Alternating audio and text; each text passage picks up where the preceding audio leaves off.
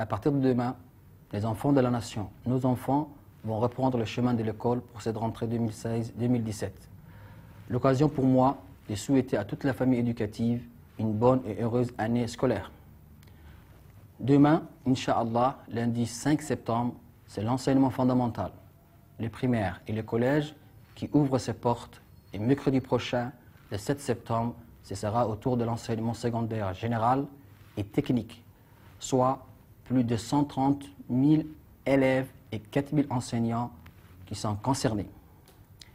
Et tous nos établissements scolaires sont ainsi prêts à accueillir les élèves dans des conditions optimales. Je profite de cette occasion pour remercier tous les membres de la société civile, mais aussi et surtout les forces constituées qui nous ont prêté main forte dans les opérations de nettoyage. Ce traditionnel discours de rentrée, premier temps fort de l'année scolaire qui débute et qui annonce riche en chantier, me paraît opportun également pour partager avec vous un regard rétrospectif sur l'année écoulée et vous faire part des perspectives et défis à relever pour cette rentrée. Perspectives et défis ancrés sur la feuille de route tracée par le président de la République, son Excellence M. Ismaïl Omar Guelleh. Certes, nous pouvons d'ores et déjà nous réjouir du travail accompli ces 3 dernières années et des très bons résultats obtenus aux différents examens. Ainsi, pour préserver ces atouts, l'effort, le poids, cette année encore, sera porté sur la qualité. Pour ce faire, 3 axes ont été retenus pour cette rentrée scolaire. L'amélioration de la qualité de l'apprentissage à tous les niveaux par la révision des programmes, l'évaluation des élèves, la professionnalisation des enseignants, la réforme de l'enseignement technique et la formation professionnelle et le développement du numérique. Mais aussi, deuxième axe, le renforcement de l'accès et de l'équité par la promotion de l'égalité des chances entre les genres et les zones rurales et urbaines, le développement du préscolaire, la distribution des kits scolaires, la prise en charge des enfants à besoins spéciaux, le soutien scolaire gratuit, la restauration et le développement du partenariat avec les usagers. Oui, une école inclusive et de qualité ne peut se concevoir sans la participation active des parents.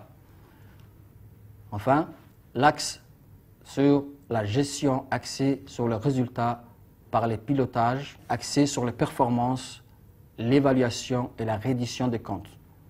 Pour développer une approche consensuelle du concept de qualité des enseignements-apprentissages, je compte organiser un colloque national qui réunira tous les acteurs et partenaires de l'éducation avant la fin de l'année 2016.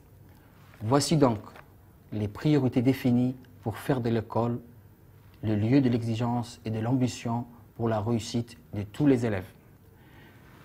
J'ai voulu placer cette année sous le thème de l'engagement et la persévérance dans la performance et la qualité de notre école djiboutienne.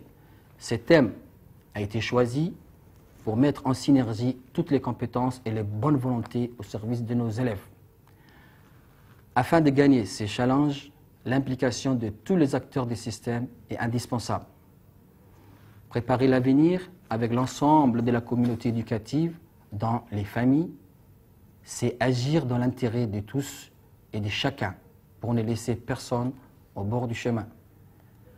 Chers parents, je vous invite instamment à endosser cette part incontournable de la réussite de l'éducation de votre enfant, son bien-être, en l'assistant dans ses apprentissages, en apaisant ses craintes, en le réconfortant en cas de détresse, en bâtissant avec lui son assurance, en travaillant de concert avec ses enseignants, mais aussi avec l'administration de son établissement, car le bien de l'école relève aussi de votre responsabilité. Chers enseignants et précieux collaborateurs, ai-je besoin de vous rappeler ce qui fait notre essentiel? Je ne le pense pas. Ai-je besoin de rappeler toute la confiance que l'on place dans cette institution que vous incarnez toutes et tous?